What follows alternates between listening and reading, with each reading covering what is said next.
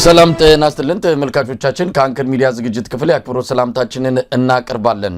ሰሞኑን መነጋገሪያ ከሆኑ ጉዳዮች አንዱ በኢትዮጵያ ከ500 ሺህ በላይ ከሚገኙ የቢዝነስ ተቋማት መካከል ከ470 ሺህ በላዩ የንግድ ፍቃዳቸው መመለሱ ተመለከተ። ይህ ጉዳይ መነጋገሪያ ሆኖ በኢኮኖሚ ባለሙያዎች ዘንድ ያወያየ ይገኛል። አስደንጋጭ ሪፖርት ሲሉ የገለጹትም በርካቶች ናቸው። የስራና ክህሎት ሚኒስቴር ባስጠናው አንድ መረጃ ላይ እንደተመለከተው ከሆነ ከ80 በመቶ በላይ የሚሆኑ የአነስተኛና መካከለኛ የንግድ ተቋማት ፍቃዳቸው ተመልሷል፣ ተሰርዟል። ይህ ከፍተኛ ቁጥር የሆነ በኢትዮጵያ ኢኮኖሚ ላይ አሉታዊ ተጽዕኖ በማሳደር ረገድ ከየትኛውም ሴክተር በላይ ከፍተኛ ድርሻ ያለው የግሉ ዘርፍ በዚህ ደረጃ ፍቃዱን መመለሱ አስደንጋጭ መሆኑን በተመለከተ የተለያዩ ባለሙያዎችን ያነጋገርን ወደ እናንተ እናቀርባለን። ለዛሬ ፕሮፌሰር ተሾመ አበበን በዚህ ጉዳይ ላይ ለማነጋገር ቀጠሮ ይዘን ተገናኝተናል። አብራችሁን በመቆየት ዝግጅታችንን እንድትከታተሉ እንጋብዛለን። ስለ ወቅታዊ የኢትዮጵያ ሁኔታም ከፕሮፌሰር ተሾመ አበበ ጋር እናነሳለን። አብራችሁን በመቆየት ዝግጅታችንን እንድትከታተሉ በድጋሚ ግብዣችን ነው። መልካም ጊዜ።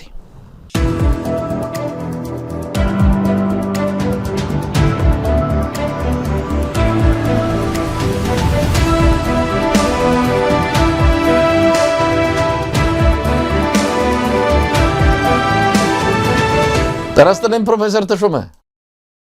ጤና ይስጥልኝ መሳይ፣ እንኳን ለገናው አደረሰ እያልኩኝ ሰላምታዬን አቀርባለሁ። ላንተም ለውድ አድማጮቻችንም በዚሁ እንኳን ለዚህ አደረሳችሁ ማለት እፈልጋለሁ።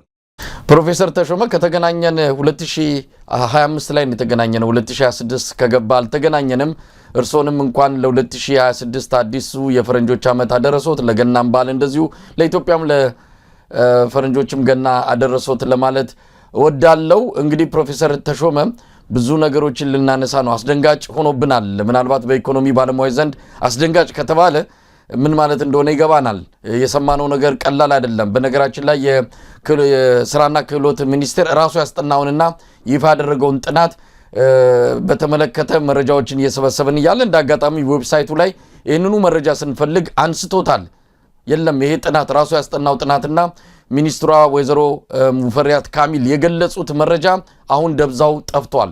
መረጃውን ያወጣው የሪፖርተር ጋዜጣም ጭምር ጉዳዩን ሐሰተኛ መረጃ ብሎ እንዲያስተባብል ግፊት ጫና እየተደረገበት እንዳለም ሰምተናል። በእርግጥም 80 በመቶ የአገሪቱ የቢዝነስ ንግድ ያላቸው ሰዎች ፍቃዳቸውን መልሰዋል የሚለው ዜና ምናልባት ምን ማለት እንደሆነ ለኢኮኖሚ ባለሙያዎች ለመላው ኢትዮጵያ ምን እንደሆነ ሊነግሩን ይችላሉ። ግን የማስቀድመው ከወቅታዊ የተለያዩ ጉዳዮች አንጻር ነው። ፕሮፌሰር ተሾመ እስቲ ዛሬ ከሰማነውን ጀምር። አንድ የፋኖ አመራር የአማራ ፋኖ ህዝባዊ ድርጅት አፋሃድ የወሎ ጠቅላይ ግዛት አዛዥ ኮሎኔል ፋንታውን ሙሃባ ወደ ብልጽግና መንደር መግባታቸውን የሚገልጽ መረጃ ሰምተናል። ይህንንም በተመለከተ የአማራ ማስ ሚዲያ በምስል የተደገፈ መረጃ አቅርበዋል። ኮሎኔሉ እጃቸውን መስጠታቸው ተረጋግጧል። ከዚህ በፊት ማስረሻ ሰጤ እንደዚሁ ተመሳሳይ እርምጃ ወሰደ። በዛው መስመር ላይ ያሉ እኚሁ ኮሎኔል ፋንታውንም እጃቸው መስጠታቸውን የሰማነው ምንድነው ያሉት? እንደው የፋኖን ትግል በቅርበት ይከታተላሉ። በተለያዩ እንቅስቃሴዎችም እንደዚሁ ትግሉን በተመለከተ አስተያየት ሲሰጡ ነበርና እንዴት አዩት? እንዴት ተመለከቱት እንዲህ አይነቱን እንቅስቃሴ? እንግዲህ በማንኛውም ድርጅት ውስጥ በጊዜም ሆነ ከጊዜ በኋላ ለውጦች ይኖራሉ። ወደፊት ሲኬድ ደግሞ ለውጥን የኪስ እያደረጉ መሄድ አስፈላጊ ነው። በዚህ ጉዳይ ላይ እኔ የሚመስለኝ የፋኖ አደረጃጀት ተካፋዮቹም ራሳቸው መሪዎቹም ብዙዎቹ ምናልባትም የጸዱ ምናልባትም ደግሞ ሌላ ሐሳብ ያላቸው ከዚያም በላይ ደግሞ በተወሰነው ውሳኔ ምናልባትም ሙሉ ልብ የሌላቸው ላይኖሩ ይችላሉ። በማንኛውም ድርጅት ውስጥ ይሄ ሊሆን የሚችል ነገር ነው። ነገር ግን በዋና ዋና መሪዎች ደረጃ ኮሎኔሉ እጃቸውን መስጠታቸው ሰዎችን ቀልብ ስቧል። ይሁን እንጂ ግን 100,000 ወታደር ይዘህ ልቡ የሰነፈ ወይንም ደግሞ በዓላማው የማያምን ይዘህ ከመሄድ 10,000 ወታደር ይዘህ ብትሄድ የበለጠ ጥቅም ይኖረዋል እና የእሳቸው እጃቸውን መስጠት ምናልባትም ፋኖን ወይንም ድርጅቱን ሊያጸዳው የሚችልበት አንድ መንገድ ነውና በዛ መንገድ ነው እኔ የማየው። እከታተላለሁ፣ የሚሆነውን ነገር አዳምጣለሁኝ። ይሄ ጉዳይ በዛ መልክ መታየት አለበት። ካሁን በፊትም ልዩ ልዩ ሰዎች ምናልባት እጃቸውን የሰጡ እጅም ከመስጠት በላይ ስራቸውን ሰርተው በፋኖ መካከል ማለት ነው ስራቸውን ሰርተው ለመመለስ የወሰኑ ሰዎች ሊኖሩ ይችላሉና ይሄ እንደ ትልቅ ነገር መታየት የለበትም። ነገር ግን ለሚያዳምጠውና ለሚያየው ሰው ችግር መስሎ ሊታይ ይችላል። ዋናው ፋኖ ራሱን በደንብ ማደራጀት አለበት። ጽኑ የሆነ አቋም እንዲኖረው ያስፈልጋል። የፖለቲካ ፕሮግራም እንዲኖረው ያስፈልጋል። ሌሎች ነገሮችም አሉ።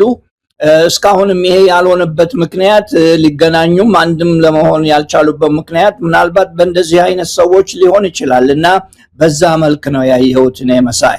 ፕሮፌሰር ተሾመ እንግዲህ የኮሎኔል ፋንታሁን ሙሃባ ወደ ብልጽግና መንደር መግባት የብልጽግናው መንደርን በዚህ ደረጃ የሚያስቦርቅ ሆኖ መገኘቱ በራሱ ከዕለቱ ክስተቶች አንዱ ሆኖ ነው ያየነው። ከዚህ በፊት ማስረሻ ሰጤ እጅ የሰጠ ጊዜ የፋኖ ትግል ያበቃ፣ በአማራ ክልል ከዚህ በኋላ ጥይት የማይተኮስ የፋኖ ኃይሎች ጓዛቸውን ጠቅልለው ወደ ብልጽግና ካምፕ ይገባሉ የሚል ግምት ወስደው ነው በዛ ደረጃ ደስታቸውን ሲገልጹ የነበሩትና ያልሆነም እንደውም ከዛ በኋላ እንደ ጎርፍ የምርኮኞች ማዕበል ነው አማራ ክልል ላይ ያየነው። እንደውም የበለጠ አከርካሪው የተመታ በርካታ ኮሎኔሎች፣ ሻለቆች፣ የመስመራዊ መኮንኖች ጭምር የተማረኩበትና የተመቱበት ውጊያዎች ናቸው የተካሄዱት። ታዲያ አሁን ያንን እያዩ አሁንም ዳግም በኮሎኔል ፋንታሁን ሙሃባ እጅ መስጠት ላይ ብልጽግናዎች እንደዚህ ከበሮ መደለቃቸው ምን ማለት ነው? እንደው በአጭር ጊዜ ነው ትላንትን ያየ ነው፣ ዛሬ ተመሳሳይ ነው። ትግሉ ይቀጥላል። በግለሰቦች ላይ የቆመ ትግል አይደለምና በዚህ ደረጃ እንዴት አየዋቸው ብልጽግና መንደር ያለውን እንደው አጠቃላይ እንቅስቃሴ? ጥሩ ጥያቄ ነው። ሰው ባለው ነው የሚሰለፈው አይደለ? ደግሞ ከሌለህ ደግሞ ያለችህን አጋነህ ነው የምትናገረውና በተለይ በመንግስት በኩል እንደዚህ አይነት ነገሮች ሲፈጠሩ ትልቅ የፖለቲካ የፕሮፓጋንዳ ፕሮግራም ሊያወጣበት የሚችል አይነት ነገር ስለሆነ በዚህ ላይ ብዙ እኔ አልደነቅበትም፣ ብዙም አይደነቅም። ለምን ቢባል ይሄ አዲስ ነገር አይደለም። ቅድም እንዳልኩት በማንኛውም ድርጅት የሚሆን ነገር ስለሆነ ተደጋጋሚ ነገር ስለሚሆን ወደፊትም አንድ ዘመነ ካሴ ያለው ነገር ነበረ ቆይቷል። ምናልባት አመት ሊሆነው ይችል ይሆናል። እንኳን ውጪ በረሃ ውስጥ ሆነን ወደ አዲስ አበባም ጠጋ ስንል የሚሸሹና ሚናቸውን የሚለውጡ ሊኖሩ ይችላል የሚል ነገር ተናግሮ ነበረ ይመስለኛል። እና ያንን ስናስታውስ የአብይ መንግስት በብዙ ችግሮች ውስጥ ስላለ በዚህ በጸጥታና በጦርነቱ የተነሳ ብዙ ችግር ውስጥ ስላለ ትንሽ ነገርም እንዳው ሲያገኙ እያጋነኑ የሚናገሩበት ሁኔታ መሆኑን ሁላችንም እንገነዘባለን። በዛ መልክ መታየት ይኖርበታል። ይሄ እንግዲህ ፕሮፌሰር ተሾመ ሌሎች ሀገራዊ ጉዳዮችን አጠራጠር አድርገው አስተያየት እንዲሰጡበት በማድረግ ነው ወደ ዋናው ርዕሰ ጉዳያችን የምንገባው። ሌላው የሚነሳው ነገር የአብይ አህመድ የሰሞኑ የዲፕሎማሲ ሩጫ ነው። ከጅቡቲ መንግስት ጋር እዛው ጅቡቲ ድረስ በመሄድ ደጅ የጠኑበት ሁኔታ እንደዚሁ በተለየ ሁኔታ ሲነሳ ነበርም። የቀረ ባለስልጣን የለም፣ ሁሉንም አስከትሎ ነው ወደ ጅቡቲ ያመራው። ከጅቡቲ በኋላ ደግሞ ወደ አቡዳቢ የተባበሩት አረብ ኤሚሬትስም አቅንቷል። ምናልባት ወደዛ የሄደበት ጉዳይ በመንግስት ሚዲያዎች ሽፋን አላገኘም። ሚስጥራዊ ነው የተባለው በሚስጥር ነው ወደዛም አካባቢ ያቀናው።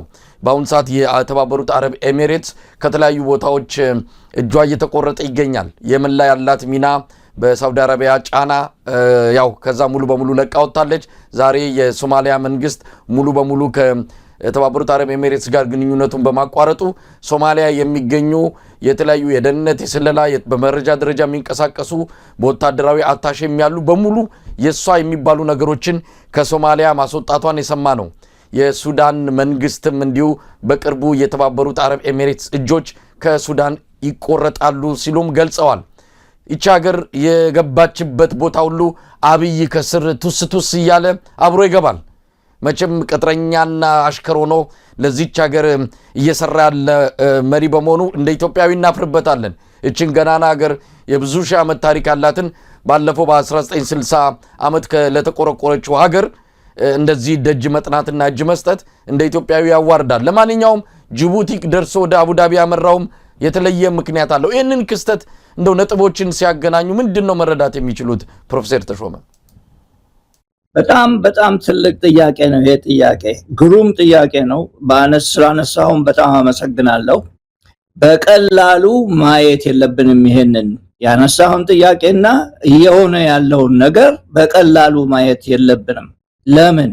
ጊዜ ስጠኝና ትንሽ እኔም የጻፍኩት ነገር ስላለ በዚህ ጉዳይ ላይ ለማስረዳት ልሞክር።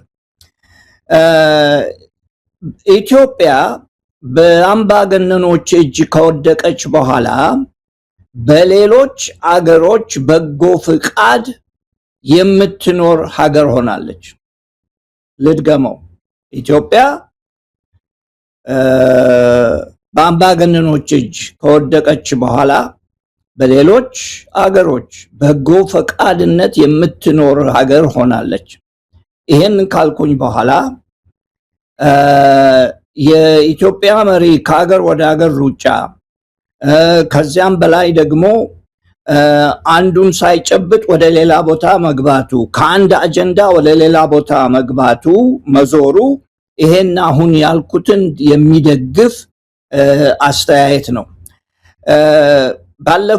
ባለፈው ሳምንት ሁለት ጽሁፎች አስነብቤያለሁኝ።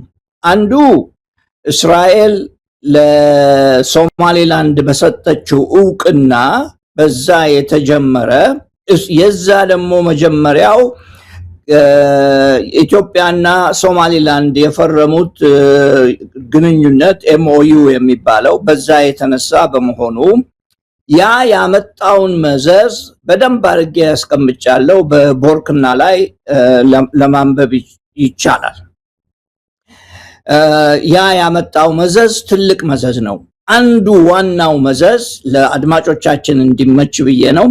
ዋናው መዘዝ ከእንግዲህ ወዲያ ዕውቅና ነው እንጂ ሉዓላዊነት አስፈላጊ አለመሆኑን ወይንም ደግሞ ሉዓላዊነት ብቻውን ጠቃሚ አለመሆኑን የሚያስረዳ ነው። ያ የጻፍኩት ጽሁፍ ይሄንን ለማስረዳት የሞከረ ነው። ከዛ ቀጥዬ ደግሞ ከሁለት ቀን በኋላ ነገሩን እያጠናሁት ስለነበረ የተባበሩት አረብ ኤሚሬት ትልቅ ዋና ተዋናኝ ሆና መምጣቷ፣ ትንሽ ሀገር ነች፣ ነገር ግን ከአቅሟ በላይ በአፍሪካና በሌሎችም በሚድል ኢስትም በኩል በመካከለኛው ምስራቅ የምትሰራው ስራ በጣም አስጊ መሆኑን ሁላችንም መረዳት አለብን። ደጋፊ ይሁን እንጂ ለኢትዮጵያ በአሁኑ ጊዜ በጣም አደገኛ ስራ ላይ ነው ያሉት።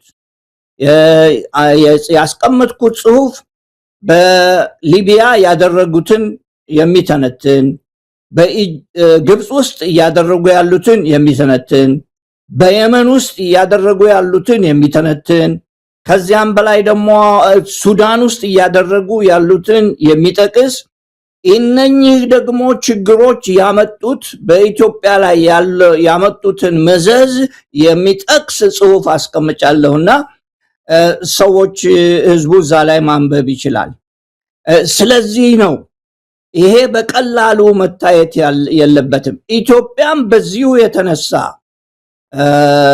በሌሎች አገሮች በጎ ፈቃድ መኖር ላይ ያለች የወደቀች ሀገር መሆኗን በእርግጥ የሚያሳይ ነው። በአንድ በኩል ኤርትራ አለ፣ በሌላ በኩል ጅቡቲ አለ። አሁን ደግሞ ወደፊት ሶማሌላንድ ይኖራል። በሌላ በኩል ደግሞ ኬንያና ሳውት ሱዳን የቀሩትም ደግሞ አገሮች አሉ ራቅ ቢሉም። ከነኚህ አገሮች ፍቃድ ውጪ ኢትዮጵያ በራሷ ልዑላዊነት ብቻ ለመኖር የምትችል አገር አይደለችም። ይሄንን ስል በጣም ያሳዝነኛል። ይሄንን ስል ደግሞ ደፍሬ ነው የምለው።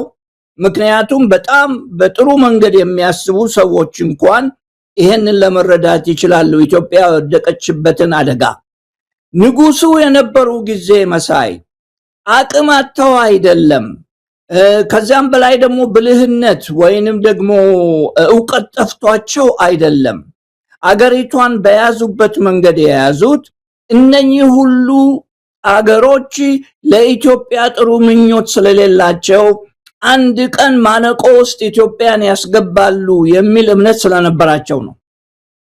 ከዛ ወዲህ የመጡት መሪዎች በሙሉ ደርግም ሆነ ኢህአደግም ሆነ አሁንም ያለው የኢህአደግ ቡችላ እነኚህን ነገሮች ማስተዋል አልቻሉም። ወጣቱም የኢትዮጵያ ወጣትም ወጣት ስል ደግሞ ከ50 ዓመት በታች ያለውን ህዝብ ነው የምለው፣ ይሄንን ለመረዳት አልቻለም፣ ለማወቅም አልቻለም።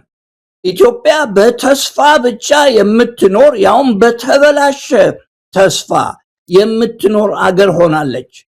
ይሄንን ለመለወጥ እንደኛ አይነቱ ሽማግሌ ምክር ነው እንጂ የሚሰጠው የወደፊት ኢትዮጵያ የሚኖሩት ወጣቶቹ ስለሆኑ ይሄ ካልገባቸው እኛ የዘለቅንበትን እኛ የሄድንበትን መንገድ እነሱም ሊሄዱ ነው ማለት ነው። ያ ደግሞ በጣም ከባድ ነው የሚሆነው። ለምን ከባድ ይሆንባቸዋል? በቴክኖሎጂ ዓለም እየተራቀቀ ነው የሚሄደው። በትምህርት እየተራቀቀ ነው የሚሄደው። የኢትዮጵያ የጤንነትም ሆነ የትምህርት ጉዳይ እየከሸፈ እየመነነ ነው የሚሄደው። ከነኚህ ጋራ ለመፎካከር ቆመው ለመፎካከር አይችሉም።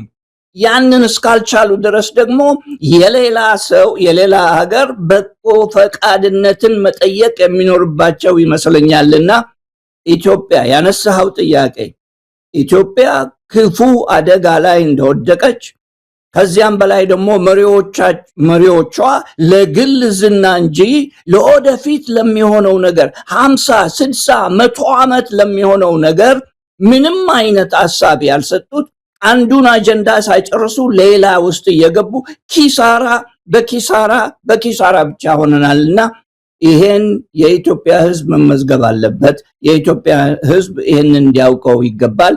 እኔ የሚገባኝን ብያለሁ በዚህ ጉዳይ ላይ። አመሰግናለሁ መሳይ። ትልቅ መልእክት ነው ፕሮፌሰር ተሾመ። በእውነት እንግዲህ የምሁራን ሚና ከዚህ የበለጠ ሊሻገር ቢችል ደስ ባለን ነበረ። ሀገሪቱ የብሳናዎች ሀገር ሆናለች። ዋርካዎቹ በሙሉ ወይ ተገንድሰው ወድቀዋል አሊያም ደግሞ ዝምታ መርጠዋል። አሁን አብይን የመሰሉ አረሞችና ብሳናዎች ናቸው ሀገሪቱን ከመሪነት እስከ ታች ድረስ ተቆጣጥረው ነገ ትውልድ የሚረከባት ሀገር እንዳትሆን ከወዲሁ ከፍተኛ የሆነ የማወላለቅና የማፈራረስ ስራ እየሰሩ ያሉት። ስለዚህ ምሁራን ሚናቸው ምንድን ነው? አዎ በአምባገነን አገዛዝ ውስጥ የነበሩ ምሁራን እንዴት ነበረ ያንን አገዛዝ ሲታገሉ የነበሩት? እንዴት ነው ለህዝብ የቆሙት? እንዴት ነው ምሁራዊ ሚናቸውን የተጫወቱት ብለን እንደው ፈተሽ ስናደርግ የኢትዮጵያ ምሁራን በተለይም ሁሉንም አንድ ላይ በአንድ ሙቀጫ አድርጎ መውቀድ ደግሞ አይገባም። አሉ በተወሰነ ደረጃ ድምጻቸውን የሚያሰሙ ከሀገር ቤትም እስከ ውጭም። ነገር ግን አሁን በቅርቡ በአዲስ አበባ ዩኒቨርሲቲ ያየነው ደግሞ የምናከብራቸው በስራዎቻቸው በምሁርነታቸው አርአያነታቸውን የምንጠቅስላቸው ምሁራን ጭምር አንድን አምባገነን ከእውቀትም ከእውነትም የተጣላን ሰው መድረክ ሰጥተውት እንደፈለገ ሲወራጭ አንድም ጥያቄ አንድም ህዝብን የሚመለከት አንገብጋቢ ነገሮች ውስጥ የከተቷትን ጉዳዮች ሳያነሱ ለሱ ሜዳውንም ፈረሱንም ለቀው ስናይ በእውነቱ በእጅጉን አዝነናል። እርስዎ እንደ አንድ ምሁር ይህን መድረክ እንዴት ተመለከቱት? እንዴት አዩት? አዎ እኔ አዳምጨዋለሁኝ፣ አይቼዋለሁኝ። የተሰማኝ ስሜት ትንሽ ሁሉንም ለመግለጽ በዚህ አይነት ፕሮግራም ላይ ጠቃሚ አይሆንም። ነገር ግን እንደ አንድ ምሁር እንደ አንድ ለኢትዮጵያ የሚቆረቆር ሰው በተለይ ደግሞ የትምህርትን ዋጋ የሚረዳ ሰው የትምህርት ዋጋ ወይንም ደግሞ ፊደልን ማንበብ ብቻ ሳይሆን ዲግሪን መሸከም ብቻ ሳይሆን አክሽን ነው፣ ለስራ ነው ሰው የሚማረው አንድ ውጤት ለማምጣት ነው እንጂ ይሄ ነገር አለኝ ብሎ ለማለት አይደለምና በተደረገው ውይይት በእውነትም ጠቅላይ ሚኒስቴር ስለሆነ ያለውን ማለት ይችላል። ማቆምም ላይገባ ይሆናል፣ አቁም ማለትም ላይገባ ይሆናል። ነገር ግን ከተደረገው ንግግር በኋላ ጥያቄ አለመጠየቅ፣ ስለ ኢትዮጵያ ኢኮኖሚ፣ ስለ ኢትዮጵያ የፖለቲካ ሁኔታ፣ ስለ ኢትዮጵያ የሶሻል እና የጤና ሁኔታ አንድም ጥያቄ ባለመነሳቱ ከአሁን በፊት የነበሩ ምሁራንና አሁን ያሉትን ምሁራን ስታወዳድራቸው ኢትዮጵያ ምን አይነት ኪሳራ ውስጥ እንዳለች የሚያሳይ ነው። ይሄ የሚያሳይ ነው እና ይሄ በጣም ያሳዝናል። ለምን ተነስተው አልዘለፉም ማለት አይደለም። ነገር ግን የተሰጣቸው መብት አንድ የተማረ ሰው በእውቀቱና በሚያውቀው የተሰጠው ራይት ወይንም ደግሞ ኃላፊነት የተሳሳተ ነገር ሲኖር መናገር፣ ጥያቄ መነሳት ሲኖርበት ማንሳት፣ ከዚያም በላይ ደግሞ የተጎዳ ሲኖር አትጉዱ ብሎ መቆም፣ ለሌላው መቆም፣ ከዚያም በላይ ደግሞ ዕውቀትም ጊዜ ሲሰጠው ማስተላለፍ ነው። ጠቅላይ ሚኒስቴሩ በተናገሩበት ሁሉንም ነገር ለማለት አልፈልግም። ቢዘልፉም ባይዘልፉም ምሁራኖቹ ማለት የነበረባቸው ማስተካከል ነው። በአነጋገራቸው በጥያቄዎቻቸው ማስተካከል ነበረበት። ግዴታ ነው ያለባቸው። ይሄ የምሁራን ግዴታ ነው። ኢትዮጵያ ውስጥ እየሆነ ያለው ምሁራን ግዴታውን ለደሞዝ ብቻ ከተቀመጥክ ዋጋ የለውም። አንተ አሜሪካ ለምን ተቀመጥክ ትሉኝ ይሆናል። በዚህ የተነሳ እኔ አሜሪካ የተቀመጥኩት በንጉሱ ጊዜ ነው። ኦኬ። ከዛ በኋላ ደርግ ሲመጣ የኔ የተማርኩን ትምህርት ፍላጎት የለውም። በዛ የተነሳ ነው እና መኖሪያዬን እዚህ አድርጌያለሁ፣ አሜሪካ አድርጌያለሁኝ እና እዚህም እያለሁኝ የምናገረው የምጠይቀው ጥያቄዎች ለኢትዮጵያ ሕዝብ የቆመ ጥያቄ ነው እና ምክንያቱም ኃላፊነት ስላለብኝ ነው። ዝም ብዬ ቤቴ ቁጭ ማለት እችላለሁ፣ ግን ሁላችንም ኃላፊነት አለብን። አለበለዚያ የትምህርት ዋጋ ምን እንደሆነ ለወጣቱ ማስረዳት አንችልምና እና በዛ መልክ ነው የምሁራኑን ጉዳይ ያየሁት። ምናልባትም የደሞዝ ጉዳይ አለ፣ ምናልባትም ደግሞ የሹመት ጉዳይ ሊኖር ይችላል። ከዚያም በላይ ደግሞ አልፎ የተወዳጅነት ነገር ሊኖር ይችላል። አንዳንዶቹ እዛ የነበሩትን አውቃቸዋለሁ፣ አንዳንዶቹንም ደግሞ በጣም የማከብራቸው ሰዎች አሉ እዛ ውስጥ እና ጥያቄው አለመነሳቱ፣ ሰውየውም ሲሳሳት ተሳስተሃል በዚህ በኩል በሌላ በኩል መሆን የለበትም ወይ ብሎ ጥያቄ ያለማንሳታቸው በጣም ገርሞኛልና እንግዲህ ምን ይደረግ፣ ሁሉም ባለበት የራሱን ኃላፊነት መወጣት ነበረበት ባይነኝ። በዛ የተነሳ መሳይ እንደው ፕሮፌሰር ተሾመ ከምሁራኑ ባሻገር አባጭሩ እንዲመልሱት ነው የአብይን በዛ መድረክ ላይ መቅረብ። እንግዲህ የዩኒቨርሲቲው 75ኛ ዓመት ክብረ በዓል ነው። እንደተሰጠው መግለጫ ከሆነ የዩኒቨርሲቲው ተማሪ በመሆኑ ይላል። የዩኒቨርሲቲው ተማሪ ስለመሆኑ ምንም አይነት ማስረጃ አላየንም። መመረቁን ግን የሚገልጽ አለ። የዩኒቨርሲቲ ተማሪ ሆኖ ክላስ መግባቱን ወይም ደግሞ በአንድም ይሁን በሌላ ትምህርት መከታተሉን የሚያሳይ አንድም ማስረጃ ሊቀርብ አልቻለም። የምናውቀው ሌላ ነገር ነው። እንደዛም ይሁን አንድ መሪ ስለ ምሁር ትንታኔ ሊሰጥ ሲመጣ ምን ማለት ነው? ጥናታዊ ጽሑፍ ነው ያቀረበው። እንደው በጥናቱ ላይስ ምን አለ? ምሁር ማን ነው የሚለውን ብያኔ ሁሉ ሰጥቷል። አብዮተኛ ምሁራን፣ ተስፈኛ ምሁራን እያለ በራሱ የፖለቲካ መነጽር የተመለከታቸውን ምሁራን ከፋፍሎ ነው ምሁራን ምን እንደሆኑ የገለጸበት። ግን ከቀረበው ነገር ውስጥ ምን ያገኙት ነገር አለ? አይ ከቀረቡት ነገሮች ውስጥ ጠቃሚ ነው ብዬ ያየሁት ነገር የለም። የወሰደው በሙሉ ከሌላ ቦታ የተቀነጨቡ ፊታቸው እየተቀመጠ ይሄ ነው ብሎ ዲስኩር የሚናገርበት ዘዴ ነው። ወይንም መንገድ ነውና ለውይይቱ ዋጋ አለው ብዬ የማምነው አንደኛ መወያየቱ መልካም ነገር ነው። ከዛ ውጪ የተናገሩት ያሉት ጠቃሚነቱ እስከዚህ አልታየኝም። ያንጸባረቀው በዋናነት ያንጸባረቀው የጊዜውን የትምህርት ጉዳይ የሚገልጽ ነው። አንድ ሰው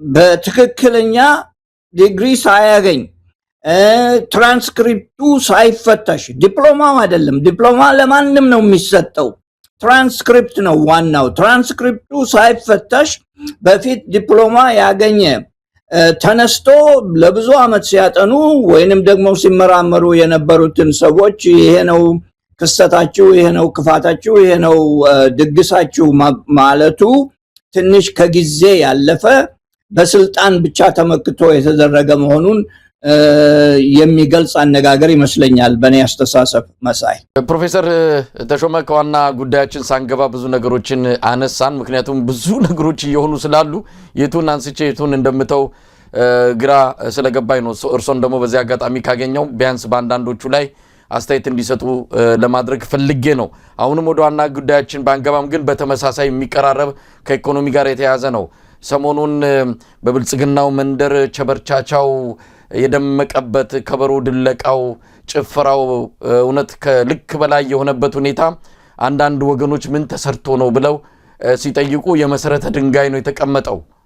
የቢሾፍቱ የአውሮፕላን ማረፊያ ግንባታ የመሰረተ ድንጋይ ነው የተቀመጠውና እንዲህ አይነት ፕሮጀክቶች ሲሰሩ በእኛ በኩል እንደው ተቃውሞ ሲቀርብ በእንደዚህ በአብይ ፖለቲካ መነጽር ውጭ ያሉ ሰዎች በሌላ አቅጣጫ ያሉ ሰዎች ትችትና አስተያየት ሲሰጡ እሱም በንግግሩ ላይ እንዳለው ቅናተኞች ነው ያለው።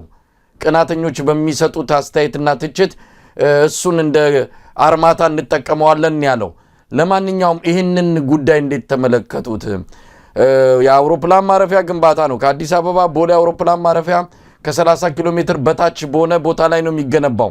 ሌላ ነገሩን ከጀርባ ያለውን እንተውና እንደው ይሄ ፕሮጀክት ምንድነው ፋይዳው? አሁን ኢትዮጵያ ካለችበት አንገብጋቢ ጉዳይ አንጻር ቅድሚያ የሚሰጣቸው ብዙ ነገሮች አሉ። አብይ አህመድ የትኩረት የቅድሚያ ነገር አጠገቡም እንደማይደርስ ነግሮናል። እናንተ ምን አገባችሁ? የመረጠኝ ህዝብ ብልጭልጭ ነገር እንድሰራ ነግሬው ነው የመረጠኝና ምን አገባችሁ ብሎ የተናገረበትንም እናስታውሳለን። ለማንኛውም እንዴት ተመለከቱት? እቅድ ነው። በእቅድ ደረጃ እንደጨፈርን ሲሰራማ ምንም መሬቱም አይበቃንም ማለት ነው። በዚህ ላይ አስተያየት የሚከተለው ነው። ምናልባትም ከብዙዎች ለየት ሊል ይችል ይሆናል። መጀመሪያ ነገር ጠቅላይ ሚኒስቴሩ ኢትዮጵያ ውስጥ ይሄ ነው የሚባል ስራ የሰራው ስራ የለም። የተጀመሩ ስራዎች ናቸው የጨረሰው። ኦኬ ጨረሰ። እሺ መልካም፣ ጥሩ ነገር ነው። ሁለተኛ የኢትዮጵያ አየር መንገድ ከማከብራቸው ድርጅቶች ዋናው ነው። የኢትዮጵያ አየር መንገድ በጣም ሰክሰስፉል የሆነበት ምክንያት በጣም እንዲደረጅ የተደረገበትና የሆነበት ምክንያት በዓለም ደረጃ መሳይ በዓለም ደረጃ ስለሚፎካከር ነው። ደረጃው መመጠኛው የኢትዮጵያ ደረጃ የአፍሪካ ደረጃ ሳይሆን የዓለም ደረጃ ነው። ኢትዮጵያ ውስጥ እንደ ኢትዮጵያ አየር መንገድ አይነት 4-5 ድርጅቶች ቢኖሩን ኢትዮጵያ የትና የት ትደርስ ነበር። ምክንያቱም የሚወዳደረው በዓለም ደረጃ ባሉ መስፈርቶች ላይ ስለሆነ።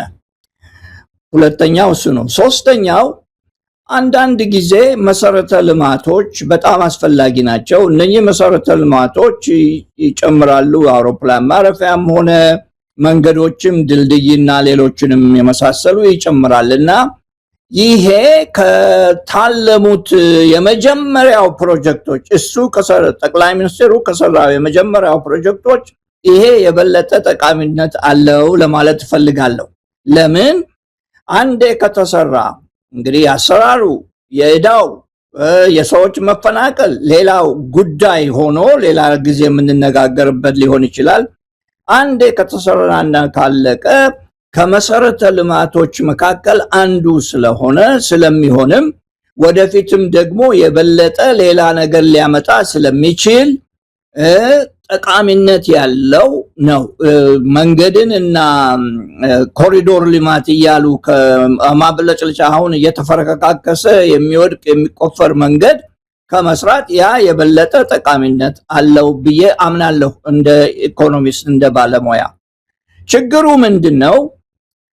እንደዚህ አይነት ነገሮች ሲሰሩ በአንድ ሀገር ውስጥ ማባዣ ይኖራቸዋል፣ የኢኮኖሚ ማባዣ ይኖራቸዋል። ለምሳሌ 10 ቢሊዮን ዶላር አሜሪካ ውስጥ ቢጠፋ 10 ሚሊዮን ዶላር እንደ ፓኪስታን ያለ አገር ቢጠፋ በእንደዚህ አይነት ፕሮጀክት ላይ ሌላ ነገሮችን ይወልድ ነበረ። የብረት ፋብሪካን ይወልዳል፣ አዳዲስ ነገሮችን አብሮ ያመጣ ነበረ። ይሄ ፕሮጀክት ግን የሚመጣው የሚሰራው የሚያደርጉት ነገር በሙሉ ከውጭ የሚመጣ ከሆነ የማባዣው ኢኮኖሚውን የማሳደጉ የማባዣው ጉዳይ በጣም የተወሰነ ነው የሚሆነው እና እኔም አንተም ካሁን በፊት ብዙ ነገሮች ብለናል በኢኮኖሚው የተነሳ እነኛ ነገሮች ሁሉ ደግሞ እውነት ሆነዋል። በዚህ በኩል ደግሞ ይሄ ነው የኔ አስተያየት። ለልማቱ የመሰረተ ልማቱ ጠቃሚ ነው። ነገር ግን ኢኮኖሚውን የማስፋቱ ጉዳይ በሙያተኞቹ መልቲፕላየር ይባላል። መልቲፕላየር የለውም፣ አባዢ አቅም ሊኖረው አይችልም። በኢትዮጵያ ሁኔታ ብረቱን ብናመርት፣ ሲሚንቶውን ብናመርት፣ የሚያስፈልጉትን ነገሮች ጌጣጌጦቹን ሁሉ ኢትዮጵያ ውስጥ ሰርተን የምናስቀምጥ ቢሆን የበለጠ ኢኮኖሚ ይጠቅም ነበረ ለማለት ፈልጌ ነው። በዛ መልክ ነው ማየው። እንደው መረጃው ይኖሮታል ብዬ ነው። አንደኛ ብሩስ አለ ወይ ይገኛል? 12.5 ቢሊዮን ዶላር ነው። ከየት ሊገኝ ይችላል? ቻይና እንደሰማነው ከሆነ ከአየር አውሮፕላን ማረፊያው የሆነ ድርሻ ይሰጠኝ የሚልም ቅድመ ሁኔታ እንዳላት ነው የሚነገረው። ሌሎች አበዳሪ ወይም ደግሞ ገንዘብ የሚሰጡ አካላትም በብዙ መያዣዎችና በብዙ እንደው መስፈርቶች ነው ብሩን ሊሰጡም ከቻሉ። ዝም ብሎ የሚገኝ ብርም አይደለም።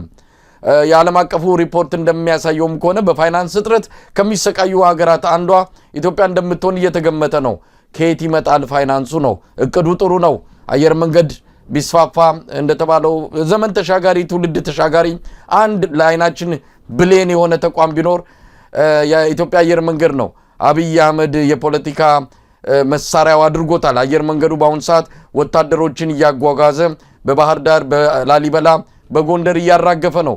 በጦርነት ውስጥ እጁ አለበት። በባለፈው በትግራይም ጦርነት ተመሳሳይ ሚና ነበረውና የራሱ የፖለቲካ መጫወቻ እያደረገው እንዳለ እንሰማለን። እሱም ይቅር ግን ብሩ ከየት ይመጣል ነው ፕሮፌሰር ተሾመ? አሁን በታለመው በተያዘው ፕላን መሰረት 20% 20 በመቶ የኢትዮጵያ አየር መንገድ የሚያወጣው ነው። 80 በመቶ ከውጪ የሚመጣ ነው ተብሎ ተቀምጧል። ከ80 በመቶ ውጪ ውስጥ እስካሁን ድረስ በወሬ እንደሚናገረው እኔም እሳተፋለሁ አንተም ትሳተፋለህ እየተባባሉ የሚናገሩት የሚፈነጨው ወሬ ወደ 6 ቢሊዮን ድረስ ሊደርስ ችሏል የሚል ማስረጃ አለኝ። ወደ 6 ቢሊዮን ዶላር ድረስ አሜሪካም ምን የምሳተፋለው ቦይንግም ምን በየቦታው ያሉት በሙሉ እኔ የምሳተፋ ይሳተፋሉ ወይ የሚለው ትልቁ እዳ እሱ ነው። ገና ያልወረደው ሰይፍ ይሳተፋሉ ወይ የሚለው ለመሳተፍ ብዙ ነገሮች መሟላት አለባቸው። መሳይ በመጀመሪያ ነገር ሰዎቹ ይሄ ነገር ተሰርቶ ሲያልቅ ገንዘባቸውን ለማግኘት መቻል አለባቸው።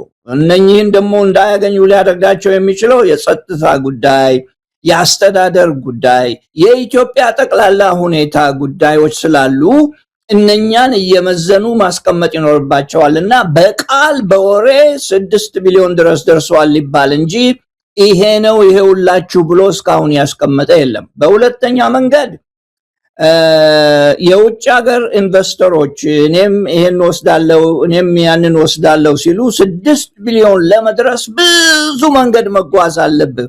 ምናልባትም ተሟጦ አልቆ ሊሆን ይችላል። እሺ ባዩ ማለት ነው። ምንድነው የሚያደርጉት? ሴኩሪታይዝ ያደርጉታል። ምን ማለት ነው ሴኩሪታይዝ ማድረግ? አንዱ ባንክ ይሄድና ለ1 ቢሊዮን ቃል እገባለሁ ይላል። የራሱን ገንዘብ ግን 1 ቢሊዮን አያስቀምጥም። ይሄድና 10 ሌላ ባንኮች አንተ 100 ሚሊዮን አንተም ሌላ 100 ሚሊዮን ብሎ 10 ባንኮች አንድ ላይ ያስቀምጥና ሴኩሪታይዝ ያደርጋል። ይሄ ነው ሴኩሪታይዝ የሚባለው። ምን ማለት ነው? እዳው እዳው ባይከፈል ወይም ገንዘቡ ባይመጣ ያንን አንዱን ባንክ ብቻ እንዳይጎዳው ለልዩ ልዩ ባንኮች ይተላለፋል ማለት ነው። እና ይሄ 6 ቢሊዮን የደረሰው እንደጠየቀው ምናልባት ሴኩሪታይዝ ከሆነ በኋላ ነው። ሰዎች ከተስማሙና እስቲ እኔም ላድርግ ብለው ቃላቸውን ከሰጡ በኋላ ነው። ከዛ በላይ ያለው ከ10 እስከ 12 ነው የተባለው ይፈጃል የተባለው፣ እሱም ጊዜ ይፈጃል። አድማጮችህ ደግሞ እንዲያውቁ የምፈልገው ነገር ምንድነው? አውሮፕላን ጣቢያው አዲሱ ሁሉም በአንድ ጊዜ አይደለም የሚሰራው። መጀመሪያ የሚሰራ ወገን አለው። ከዛ በኋላ ደግሞ ሌላ የሚጨመርበት አለ። ልክ አሁን ቦሌ እየተሰራ እንዳለው ቦሌን የኢህአደግ መንግስት ሰፋ አድርጎት ነበረ። ከዛም እንደገና ሰፋ አድርጎት ነበር። እንደዛ ነው የሚሰሩት ይሄንን እንጂ ተርንኪ ሁሉንም ሰርተው ተርንኪ ሰጥተው ሂዱና ተጠቀሙበት የሚባልበት ሁኔታ አይደለም። ነገር ግን ባጭር ለማድረግ መሳይ የምርጫ ዓመት ስለሆነ አሁን የሚነገረው ፕሮፓጋንዳው በጣም ጆሮ የሚያፈነዳ ስለሆነ ህዝቡ ሁሉንም ነገር በማንኛውም መንገድ አስተውሎ መረዳት ይኖርበታልና ይሄ ትልቁ ጥቅሙ አሁን የፕሮፓጋንዳና የምርጫ ዓላማ ማስጠንከሪያ ሁኔታ መሆኑ ነው የሚታየኝ። እኔ ፕሮፌሰር ተሾመ ወደ ዕለቱ ጉዳያችን ልንገባ ነው። ብዙ ሰዓት ወስደናል። ዋናውና በጣም አስደንጋጭ ስለተባለው ርዕሰ ጉዳይ ነው የምናነሳው። በዚህ ላይ በቂ የሆነ ማብራሪያ እንደ ባለሙያ ሊሰጡ እንደሚችሉ ተስፋ አደርጋለሁ። የስራና ክህሎት ሚኒስቴር ያስጠናው ጥናት አለ። በኢትዮጵያ ውስጥ ያሉ የቢዝነስ ድርጅቶችን ፍቃድ የተመለከተ ነው። በ2025 በአንድ ዓመት ውስጥ ፍቃዳቸው የተነጠቀ ወይም ደግሞ የመለሱ ነው፣ በአብዛኛው የመለሱ እንደሆነ ነው የሚገመተው። ከ80 በመቶ በላይ እንደሆነ ይገልጻል። ከ525 ሺህ ከዛ በላይ ቁጥር ወደ 470 ሺህ የሚጠጉት ፍቃዳቸውን መልሰዋል የሚል መረጃን የሰማነው። ይሄ መረጃን ራሱ የስራና ክህሎት ሚኒስቴር ያስጠናው ነው።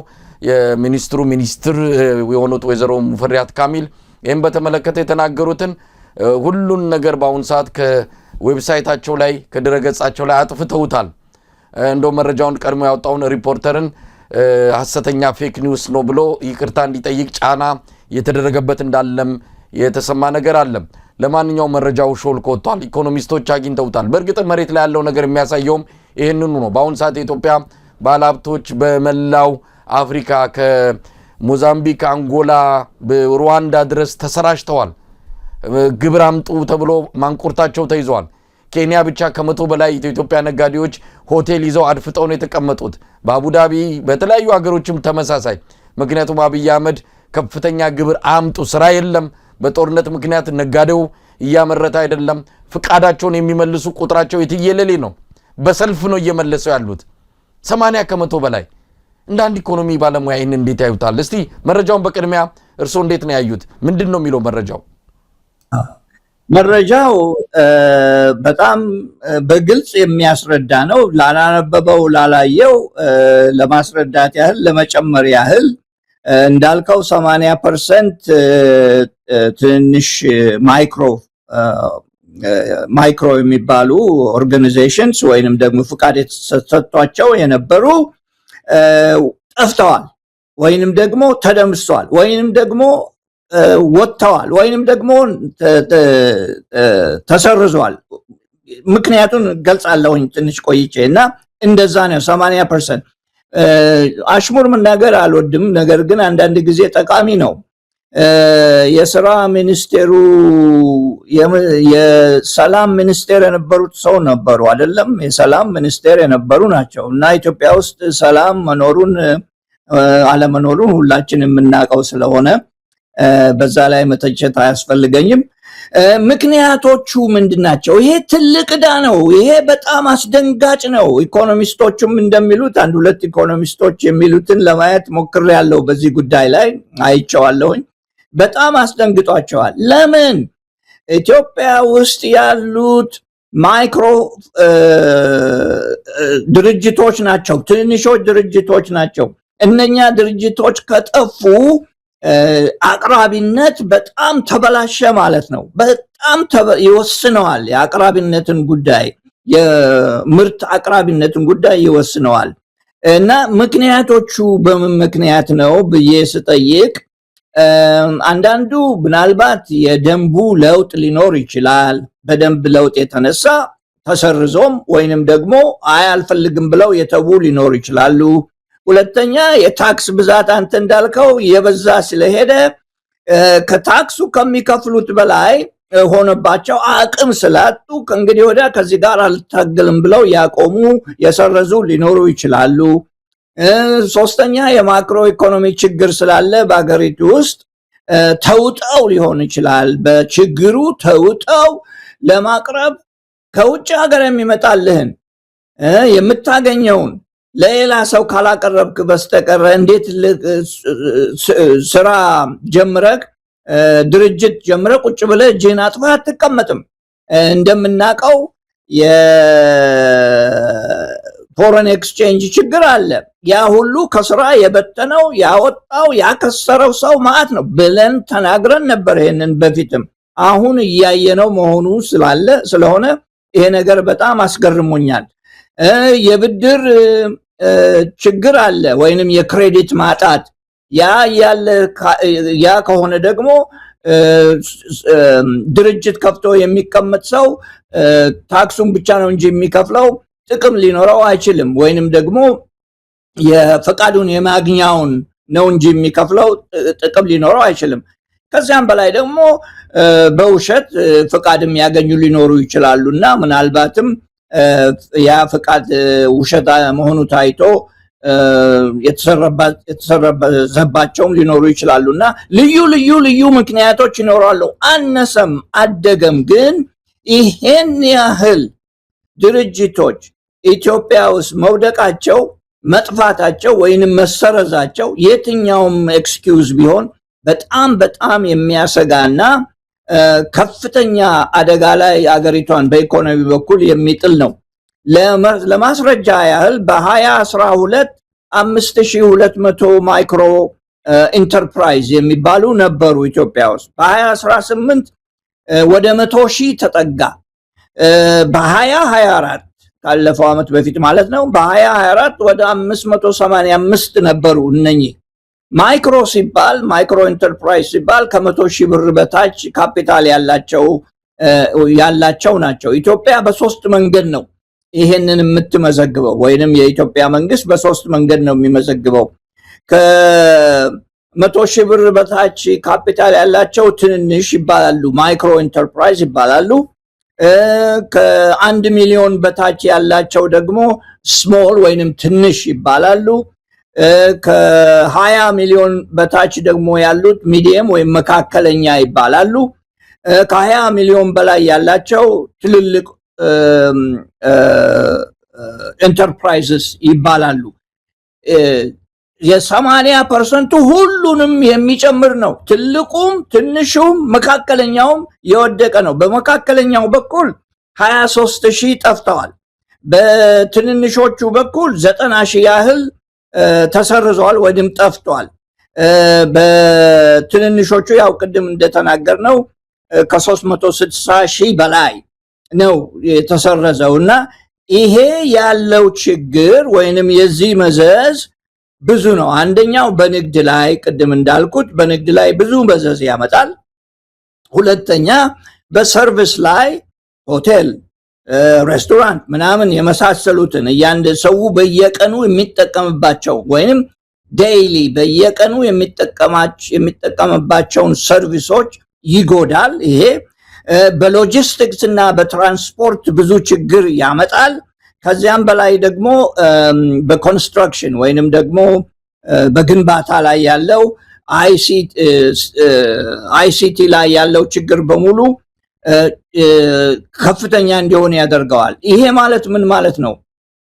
የህዝቡን ስራ አጥነት ያባዛዋል ማለት ነው። ኢትዮጵያ ወደ 27% በመቶ 27% ለስራ የደረሱ ሰዎች ስራ የላቸውም። ይሄንን ያባዛዋል። ይሄንን ወደ ላይ ከፍ ያደርገዋል ማለት ነው። ሌላው ቀርቶ በንግድ በሰርቪስ እና በሎጂስቲክስ እና በትራንስፖርት ብቻ ሳይሆን በግብርናም ላይ ከፍተኛ ችግር የሚያቀርብ ነው። ገበሬው ለምሳሌ ያመረተውን ለመሸጥ ወደ ከተማ ሲወስድ ለነጋዴዎች ነው የሚሰጠው። ያንን ለመስጠት ካልቻለ ያመረተው ቲማቲም ተበላሸ ማለት ነው። ያመረተው ድንች ተበላሸ ማለት ነው። ይሄ ሁሉ ችግር የሚፈጥረው በአገሪቷ በጠቅላላው አገሪቷ ላይ ነውና በግብርና ላይ እንኳን 13500 በዛ ላይ የተሰማሩት ከግብርና ጋር የተያያዘ ንግዶች ወይንም ፍቃድ የተያያዘ 13500 ካንስልድ ሆነዋል ወይንም ደግሞ ጠፍተዋል። ብዙ በኦሮሚያ በአማራና በአዲስ አበባ ነው። ብዙዎቹ አዲስ አበባ ነው ያሉት። ህዝቡ እንደሚያውቀው አዲስ አበባ በጣም የብዙ ሰዎች ክምችት ስለሆነች ሜጋ ሲቲ ስለሆነ ብዙ ሰርቪስ እና ብዙ ሆቴልም ሎጂስቲክም ኮንስትራክሽንም እዛ ነው ያለውና ያ ሁሉ ችግር ይመጣበታል፣ ችግር ይነሳል ወይንም ደግሞ የስራ አጥነት እየበረከተ መሄዱን ያሳያል ለማለት ፈልጌ ነው። ፕሮፌሰር ተሾመ ምናልባት ያው መንስኤዎቹንም ምክንያቶቹንም እነዚህ ከጀርባ ይህንን አስደንጋጭ ነገር እንዲመጣ ያደረጉትን ነገሮች በተመለከተ እንደው አንዳንድ ባለሙያዎችም የጻፉትን የተናገሩትን እየተከታተልኩ ነበርና አንደኛ ይሄ የማክሮ ኢኮኖሚ ፖሊሲው እውን ከሆነ በኋላ ምክንያቱም 2025 ላይ አብይ አህመድ 2024 ማለት ሐምሌ ወር ላይ የተናገረው ነገር አለ። ለአንድ አመት ልናክ እንችላለን። ለአንድ አመት እንደው ትንሽ ትንፋሽ ሊያጥረን ይችላል። ከአንድ አመት በኋላ ግን እንሰበስባለን፣ ምርቱን በደንብ ሰብስበን የብልጽግና ማማ ላይ እንወጣለን አለ። ያ ያበቃው መስከረም ላይ ነው።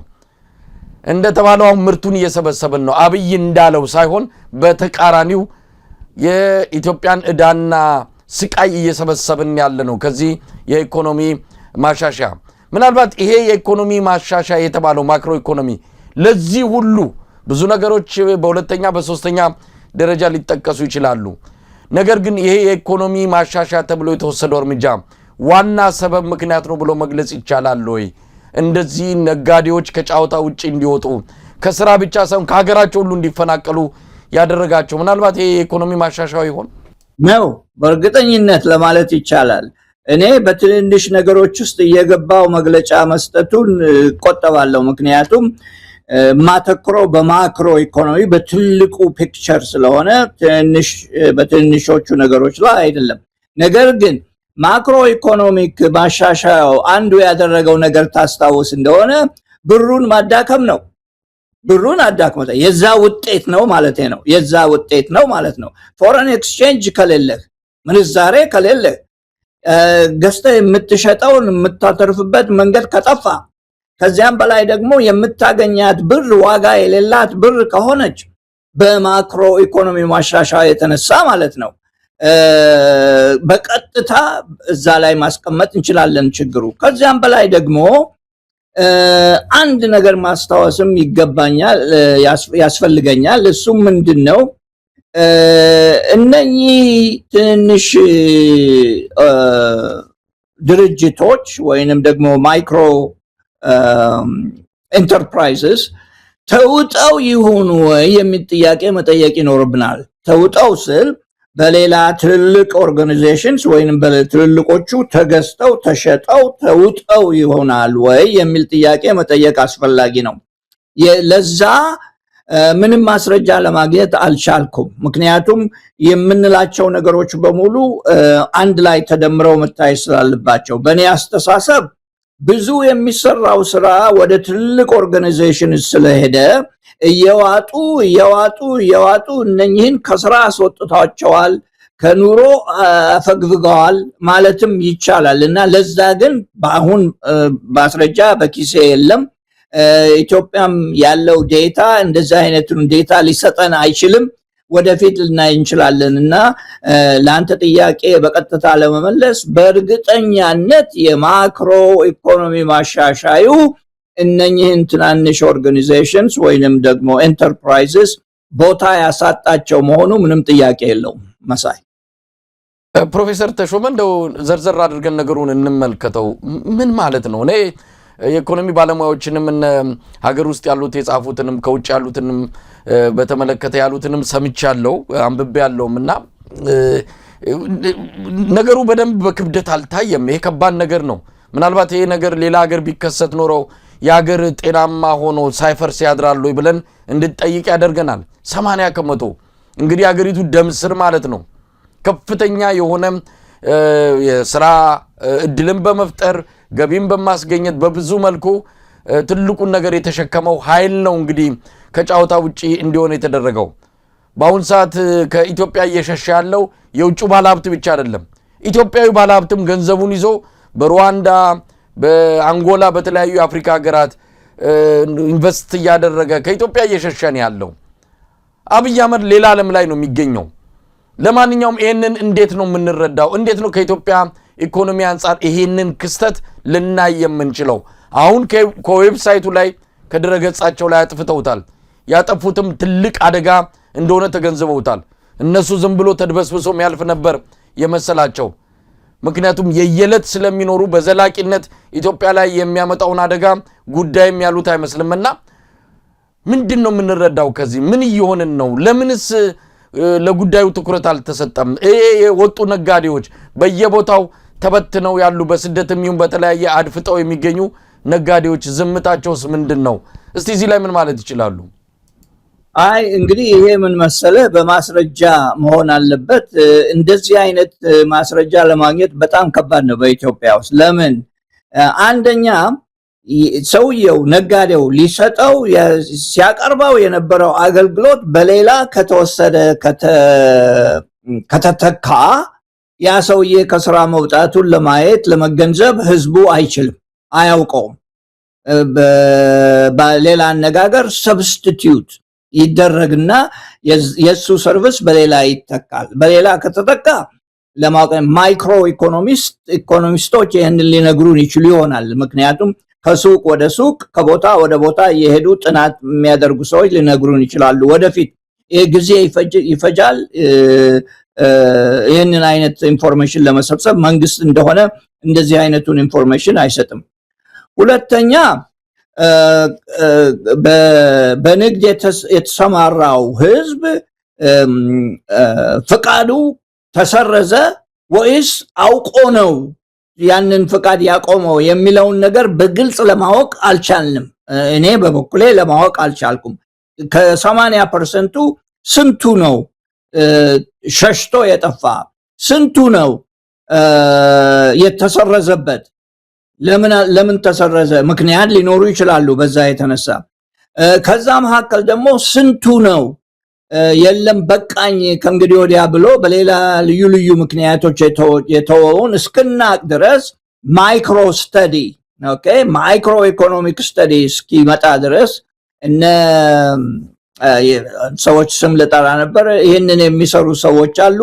እነሱ እስኪነግሩን ድረስ ለማወቅ በጣም ያስቸግራል። በጠቅላላው ለማለት የምንችለው እኔም ለማለት የምችለው እነሱ እንደገለጹት 80% መውደቁ ከዚያም በላይ ደግሞ ልዩ ልዩ ካቴጎሪ ወይንም ልዩ ልዩ ክፍሎች እንዳሉት ምክንያቶቹን ለመጥቀስ በመሞከር ነው እንጂ ከዛ ውጪ ከሌ የተዘጋው በዚህ ምክንያት ነው ለማለት በጣም ያስቸግረኛል። በኔ በኩል ሌሎችም ኢኮኖሚስቶች ይህን ሊሉ የሚችሉ አይመስለኝም፣ ሰዎቹን በግል ካላወቋቸው በስተቀር። ያ የማይክሮ ኢኮኖሚ አርዕስ ነው የሚሆነው ማለት ነው። ፕሮፌሰር ተሾመ ምናልባት አሁን አገዛዙ ምን ሊያደርግ ይችላል? ይሄን ከዌብሳይቱ ላይ መረጃውን በማጥፋት የሚደብቀው አይደለም።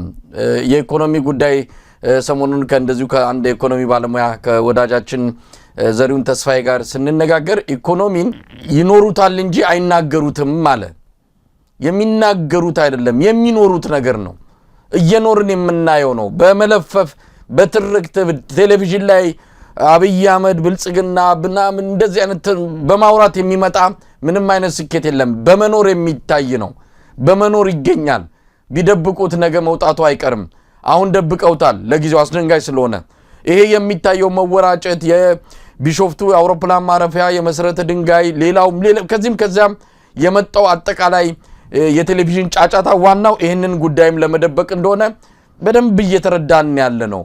ስለዚህ ምንድነው ልናይ የምንችለው? መቼስ ነው ይሄ ሁኔታ ወጥቶ በህዝቡ ላይ መሰረታዊ የሆነ መከፋትን መቸገርን አሳይቶ ህዝባዊ የሆነ ተቃውሞ ሊቀሰቀስ የሚችለው? መቼም ዝም የሚባል ነገር አይደለም። ይሄ ጉዳይ በጣም ከባድ ነው። የሥራ አጥ ቁጥሩ እየጨመረ ነው። አዲስ አበባ ራሱ አገዛዙ 600,000 ሰዎችን ለበዓል እኮ ገንዘብና ምንድነው የበዓል ነገሮችን አቀረብኩ አለ። እንደ ኩራት ነው የተናገረው። ከዛም በላይ በሚሊዮን የሚቆጠር ሰው ተረጂ ሆኗል አዲስ አበባ ላይ ብቻ። ምን ልናይ እንችላለን? ይሄ ነገር ውጤቱ ምን ሊያመጣ ይችላል በቀጣይ በኢትዮጵያ ላይ? በጣም ጥሩ ጥያቄ ነው። ኢኮኖሚ እኔም አንተም አንስተን እንዳልነው ካሁን በፊት የኑሮ ጉዳይ ነው። የኑሮ ጉዳዩን ሰው ነው የሚያውቀው። የራሱን ኑሮ ሰው ነው የሚያውቀው። በየቤቱ ጉድ አለ። የዛን ጊዜ ነው የሚሰማው። በመግቢያ ላይ እንዳልኩት ላነሳልኝ ጥያቄ በመግቢያ ላይ እንዳልኩት ሰውም ወጣቱም የኢትዮጵያ ኢኮኖሚ ሁኔታ በደንብ የገባው አይመስለኝም። ቢገባውም ብዙ የግል እርምጃን ለመውሰድ የሚቻልበት ሀገር ኢትዮጵያ አልሆነችም፣ አይደለችም በአሁኑ ሁኔታ። ይሄ ለዘላለም እንደዚሁ ይቀመጣል ወይ ተብሎ ብለህ ላልከው ጥያቄ መልስ አይ አንድ ቀን አንድ ነገር ሊሆን ይችላል። ነገር ግን እስከዛው ድረስ መማር አለበት፣ ህዝቡ መማር አለበት፣ ህዝቡ ማስረጃ ማግኘት አለበት። እኔም አንተም የምናደርገው በተለይ አንተ በማንኛውም በኩል የምትሰጠው ማስረጃ በፖለቲካም ሆነ በኢኮኖሚ በልዩ ልዩ በግል ድርጅቶች የተነሳ የምትሰጠው ማስረጃ ህዝቡን እያስተማረ ነውና ህዝቡ እየተማረ ነው። ያ የሚደርስበት ኤፔክስ አለ፣ አንድ ቦታ አለ። ያ ሲደርስ የህዝቡን ፍላጎት ለማቆም የሚችል ማንኛውም መንግስት ወይንም አካል ሊኖር አይችልም። እዛ የደረሰበት ሁኔታ አይመስለኝም። ቅድም እንዳልኩት ከ50 ዓመት በታች ያለው ወጣት ልበለው ወጣት ነው ምለው ከ50 ዓመት በታች ያለውን ሁለት ትውልድ ማለት ነው መሳይ። ይሄ ሁለት ትውልድ በዩኒቨርሲቲ ያስተማሩት ካድሬ እንደመሆን ነው። በሁለተኛ ደረጃ ያስተማሩት ምናልባትም ከአንዳንድ አስተማሪዎች በስተቀር ጠቃሚ ትምህርትም ላይሆን ይችላል። በአንደኛ ደረጃ ያስተማሩት ስለ ወገንና ስለ ክልል ብቻ ነው እንጂ ሌላ ነገር ያስተማሩት የለም። ስለዚህ ሲስተሙን ስታየው አንድ በአተኮረ ሁኔታ ላይ ሐሳቡን ለማስቀመጥ የሚችል ህዝብ በአሁኑ ጊዜ ያለ አይመስለኝም። ምክንያቱም እየተማረ የሄደው ኮንዲሽንድ እየሆነ ያየ የሄደው ልዩ ልዩ ነገሮችን ስለሆነ በብልጭልጭ ነገሮች ላይ የሚያስብ ህዝብ ነው። አሁን በከተማው ስትሄድ በአዲስ አበባ ከተማ ላይ ስትዞር ወይንም ስትሄድ የምታየው ይሄ መዝናናትና ሁኔታው ወጣቱን አሳብዶታል። በእኔ አስተሳሰብ እንዴት ትልቅ ነው ያላዩት ነገር ሆነና ከዚህ የበለጠ ነገር ማሰብ አልቻሉም። ያስተማሯቸው ሲነግሯቸው የነበረው በሙሉ ልዩ ስለነበረ ይህን ለማስተዋል አልቻለም። ሆነም አልሆነም ግን አንድ ቀን ከኑሮው አለመሻሻል የተነሳ ከኑሮው ድህነት የተነሳ ሀብቱ ተሟጦ አልቆበት የወር ደሞዝ የሚጠብቀው ያ ደግሞ ሰራተኛ ይሄን አሁን ቅድም እንደተነተን ነው ሰራተኛነት ወይንም ደግሞ ስራ ሲጠፋ እነኚህ ሁሉ ሲደመሩ የህዝቡን ፍላጎት ወይንም የህዝቡን ቁጣ ለማቆም በጭራሽ የማይቻልበት ጊዜ ሊደረስ ይችላል። ያ ጊዜ መቼ ነው ለማወቅ ለመተንበይ በጣም ይከብዳል በኢትዮጵያ ሁኔታ ውስጥ። አንድ ነገር ልጨምርና ከዚያም በላይ ደግሞ አሁን ለምሳሌ በዲጂታል ገበያ ምክንያት እየተባለ ብዙ ሰው በዛ ላይ የገባ ወጣቱ ለመፎከርም ሆነ ሌሎች ሰዎች ለማሳየት እየገባ የሚያደርገው በሙሉ ማስረጃ ስለራሱ ለመንግስት እየሰጠ ነው። ይሄንን የተገነዘቡ አይመስለኝም እስካሁን ድረስ። ማስረጃ የት እንደገባ ምን ለማ ገንዘብ እንደላክ ወይንም ደግሞ ምን እንደገዛ ማስረጃ ለመንግስት እየላክ ነው። ይሄ መጥፎ ነው ማለት አይደለም። ሲስተሙ ቢለወጥ ይሄ ጥሩ ነገር ነው። ዴታ ለመሰብሰብ ይቻላል። አሁን ግን ዴታ የሚሰበሰበው ከእስራኤልና ከቻይና በመጡ መሳሪያዎች ለጥፋት እንጂ ለጥሩ ነገር ወይንም ኢኮኖሚውን ለማሻሻል ወይንም የህዝቡን ኑሮ ለማሳመር አይደለም። ህዝቡ ምን እንደሚሰራ ምን እንደሚያደርግ ለማወቅ ስለሆነ ስለዚህ ወጣቱ ኃላፊነት አለበት። የሚያየው ነገር በሙሉ እውነት አይደለም ብሎ ማየት ይኖርበታል። ይህችን ነገር ለምንድነው ማረገው ጓደኛዬ ስላደረገ ብቻ እኔ ማድረግ የለብኝም ብሎ ማሰብ ይኖርበታል። እዛ ላይ የደረስን አይመስለኝም። አንተ ጠይቀኸኝ ነበር አንድ ጥያቄ ቆይቷል። የኢኮኖሚው ችግር የህዝባዊ አመጽን አያስነሳም ወይ ብለኸኝ ነበረ። በኢትዮጵያ ውስጥ ችግር ነው፣ ችግር ያመጣል፣ ኢትዮጵያ ውስጥ ከባድ ነው ብዬ ነበር። እሱም ማለት ለዘላለም ይቀራል ማለት አለ። አሁን ኢራንን ታየዋለህ አይደለም እየሆነ ያለውን ከዛ የበለጠ ህዝቡን ጨቋኝ መንግስት እኔ ብዙ አላቅም። በሃይማኖትም ሆነ በሌላ መንገድ እነሱ ራሳቸው አሁን እየፈነዱ ነው ያለውና ያ ደረጃው በደረጃው እየሄደ ይመስለኛል ለማለት ነው። መሳይ አመሰግናለሁ። ፕሮፌሰር ተሾመ እንግዲህ ይሄ እዚህ ስራና ክህሎት ሚኒስቴር ያስጠናው ጥናትና አሁን ከዌብሳይቱ ላይ ያጠፋው 80% የሚሆነው የኢትዮጵያ የአነስተኛና መካከለኛ የቢዝነስ ድርጅቶች ፍቃዳቸው መነጠቁ መመለሱ በምንም ይገለጽ ግን ፍቃዳቸው ተመልሶ በአሁን ሰዓት በእጃቸው አይደለም የሚገኘው። እነዚህ አካላት የሚያቀርቡት የተለያዩ ምክንያቶች አሉ። ግብር በጣም በከፍተኛ ደረጃ እንደተቆለለባቸው ነው የሚገልጹት። ፍቃዱን ከመለሱ በኋላ ራሱ ከስራ ውጪ ሆነውም ከስራ ውጪ በሆኑበት ጊዜ ለነበሩ ወቅቶችም ራሱ ግብር ክፈሉ እንደተባሉ ነው የሰማ ነው። አገዛዙ በቅርቡ እንደ ትልቅ ስኬት የተናገረው አለ። ለመሰብሰብ ያቀደው ወደ 600 ቢሊዮን ብር ግብር ነበረ። ከቅዱ 110 በላይ 700 ቢሊዮን ብር መሰብሰቡን ገልጿል። ምን ተሰርቶ ነው? ነጋዴዎችን ጉሮሮ በማነቅ ያላቸውን ሀብት በሙሉ በመውሰድ በነገራችን ላይ ባንኮች በቅርቡ በወጣ መረጃ የእያንዳንዱን ባለሀብት አካውንት ለመንግስት አሳልፈው ሰጥተዋል። አብይ አህመድ እንደፈለገ የግለሰቦችን አካውንት እየበረበረ ገንዘብ እንዲወስድ ባንኮች ፈቅደውለታል። ለምን ሲባል ሀገር አደጋ ላይ ነው ያለችው። ለሀገራዊ ጥቅም የሚሆን በመሆኑ ምላሽ ሌላ ጊዜ እንሰጣቸዋለን ተብለው ተመልሰዋል። ስለዚህ እንዲህ አይነት ሀገር ውስጥ ነው ያለ ነው።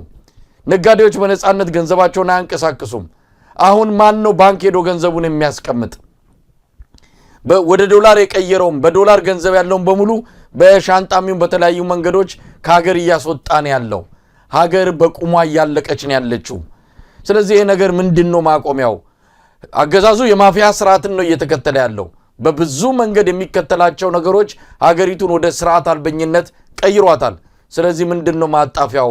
ነገሮች ወዴት እያመሩ ነው የሚለው ነገር በደንብ ኢኮኖሚስቶች በደንብ አውቃችሁ ህዝቡን ማንቃት እንደሚገባቸው አምናለሁ። ለዚህም ነው እንደርሱ አይነት ደፋርና እውነትን የሚናገር ምሁርን በየጊዜው ወደ መድረኩም የምናመጣው። እንደው ፕሮፌሰር ተሾመ እንደማጠቃለያም የሚሆነው 2026 እንግዲህ ሁሉ ጊዜ እርሶ የሚናገሩት ነገር አለ። ባለፈው ምን ብለን ነበር? አሁን ምን እንጠብቃለን? ምን ሊሆን ይችላል የሚለውን በተመለከተ ቀድመው ይናገራሉ። የተናገሩት ነገር ሲሆን እያየን ያለነውና አሁንስ ምን ይላሉ?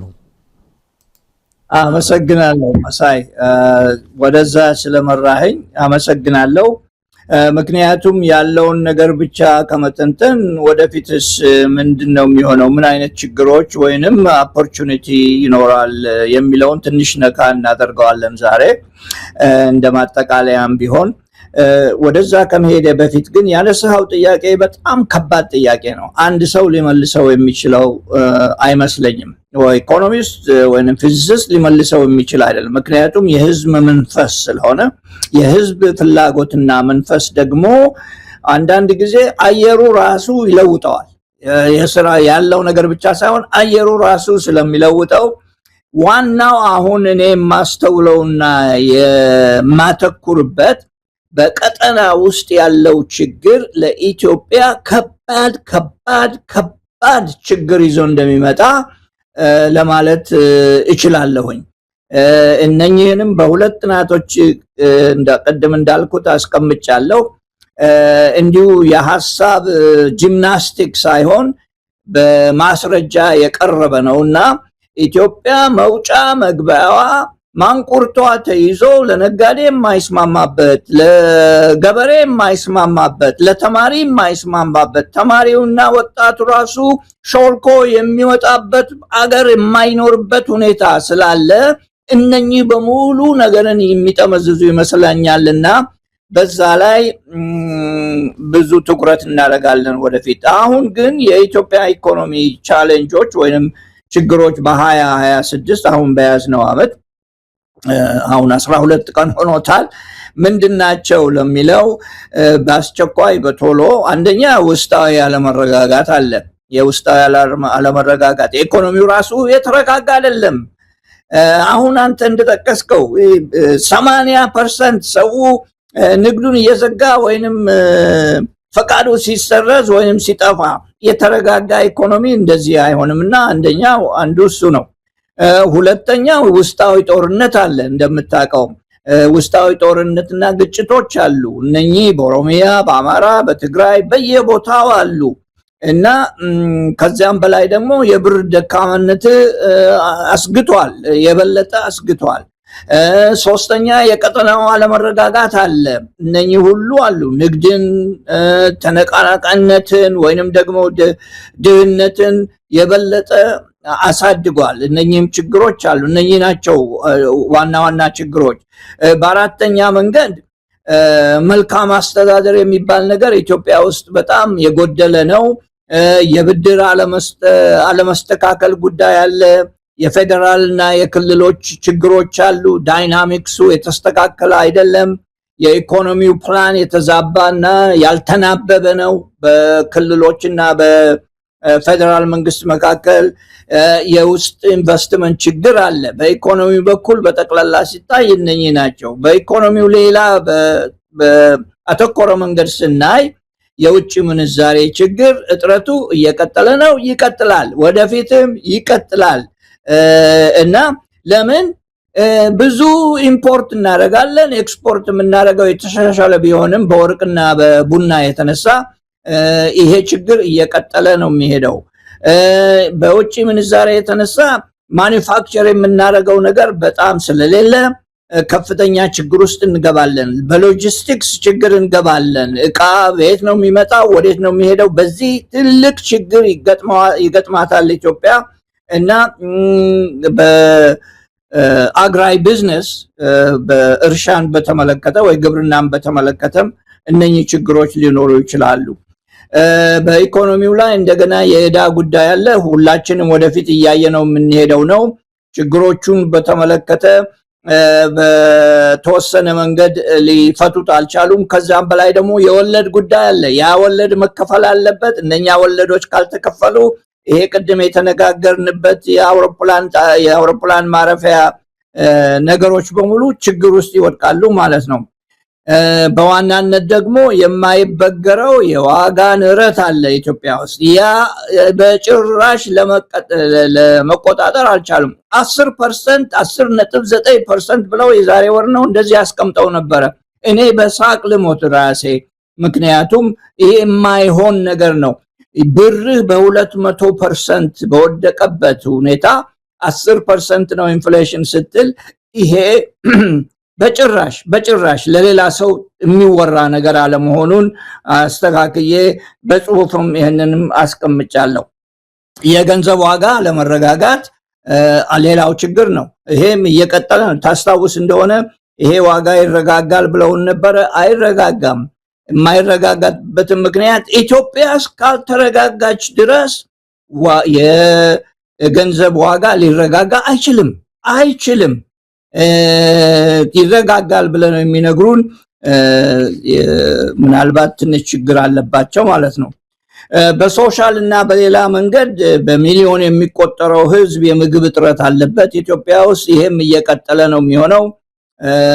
የምርት ጉዳይ በደንብ ካልተስተካከለና የትራንስፖርት ጉዳይ ካልተስተካከለ አንዱ አንዱን ካልደገፈው በስተቀር እነኚህ እየቀጠሉ ነው የሚሄዱት። የአየር ጠባይ ጉዳይ አለ።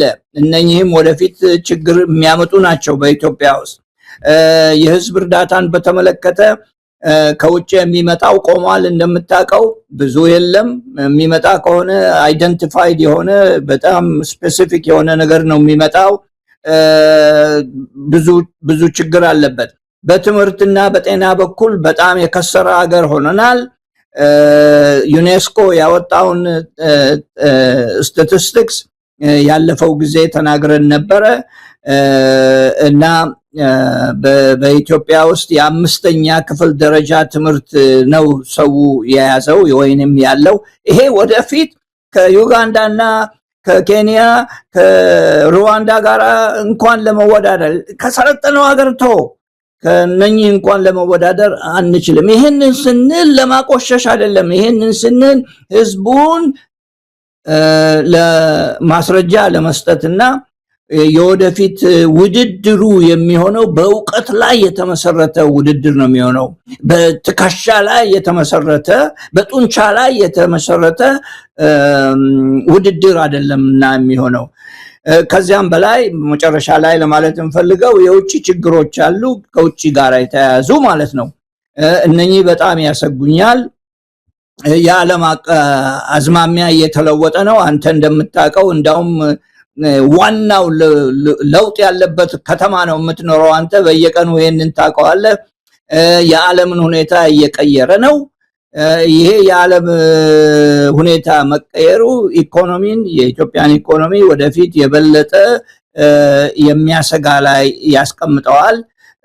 ቀውስ ሊያመጣ ይችላል። ከዚያም በላይ ኢትዮጵያ ቅድም እንዳልኩት በማጠቃለያ መንገድ እና በአርስታዊ በሆነ መንገድ ኢትዮጵያ በሌሎች ሀገሮች በጎ ፍቃድ ያለች ሀገር መሆኗ እየጠነከረ ነው የሚሄደውና በዚህ ላይ ሁላችንም መተባበር ይኖርብናል።